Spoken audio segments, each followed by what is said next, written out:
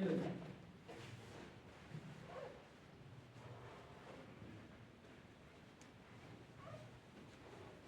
Marhamat.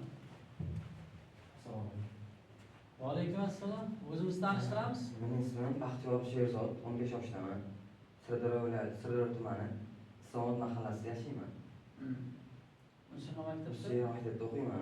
Baxt shahridagi 10 sonli bolalar musiqa maktabida teatr yo'nalishi 3-sinf o'quvchisiman. Yaxshi. Xo'p, bizni Guliston ixtisoslashtirilgan san'at maktabimizga shu drama va kino yo'nalishiga topshirdik, shundaymi? Nima tayyorlab keldik endi? Mening masalam bor, ona haqida monologim bor, rivoyatim bor va she'rim bor. Bo'lmasa bir yengilroq, hayajon bormi deyman? Hayajon. Shoshilmasdan she'rdan eshitaylik. She'r. Matmusaning qalpog'i, Erkin Vohidov. Qalpoq oldi Matmusa. Qalpoq desa qalpoqday, uni kiyib Matmusa yigit bo'ldi chaqmoqday.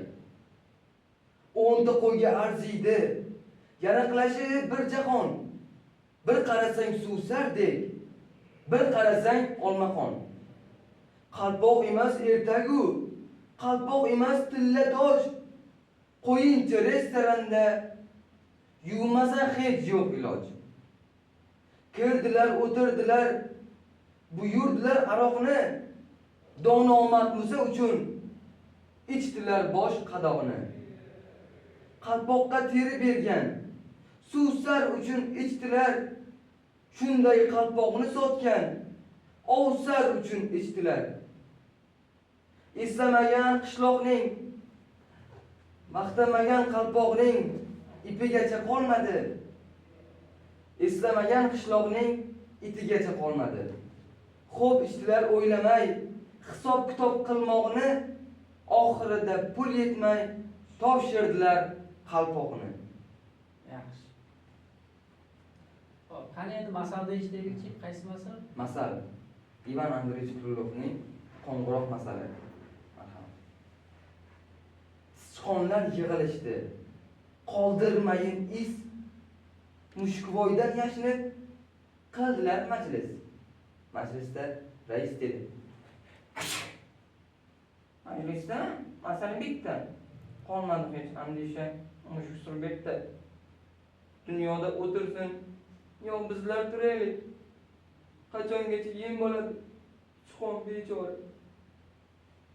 Bu gapga zo'r bo'ldi qarsak. Lekin o'rtada kerilib turgan bir sichqon go'yo mushukka qo'ygandek qopqon dedi. Bu g'oyani men o'ylab topdim, men bunday g'oyani o'ylab topmoq uchun kirib bormoq kerak mushuk qo'yniga. Qo'ng'iroq ilmoq kerak uning bo'yniga. Qo'ng'iroq ovozidan bilib olamiz. Mushukvoy kelguncha qochib qolamiz. Bu gapga esa undan da zo'r bo'ldi qarsak. Lekin o'rtadan ovoz keldi. "To'xta yarandak! Bu ishni kim qiladi, kim? Kim ekan? Kim ekan? Ana ko'rdinglarmi? Odamlar bor maslahat berishga usta, amaliy ishga kelganda yuragi xasta." Yaxshi, hozir joyiga nima masalan? Hozirgi holatga. Nima deysiz, Botir aka, bu yigitga? Kimlarga havas qilasan? O'zbek san'atkorlaridan, aktyorlardan, ijodkorlardan.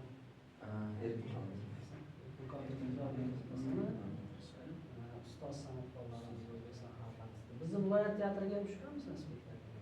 Yo'q, men emas, xalqaroga olib kelganman. Yaxshi.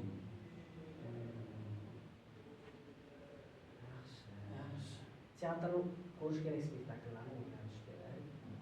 Keyin ba'zi kitoblardan qanaqa kitoblar o'qiymiz? Badiiy kitoblardanmi?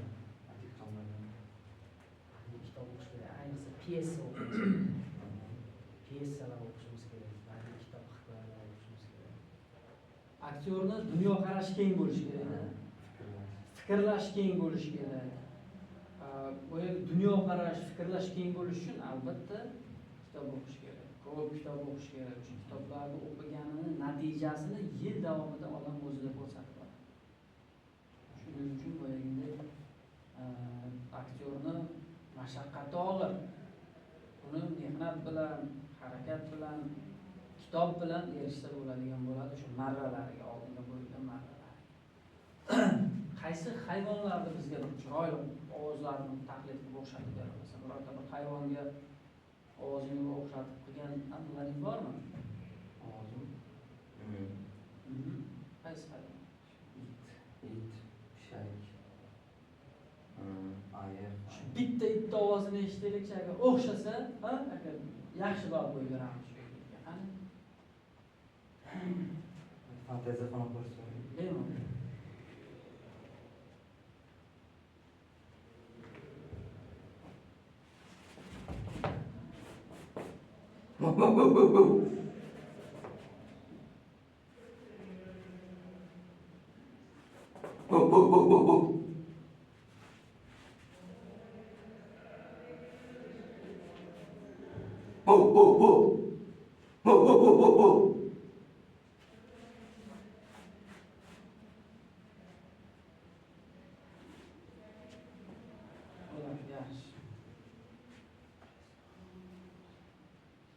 Yaxshi omadingiz. Yaxshi omadingiz bo'lsin. Senga topshiriq viloyat teatrini o'rganishimiz kerak.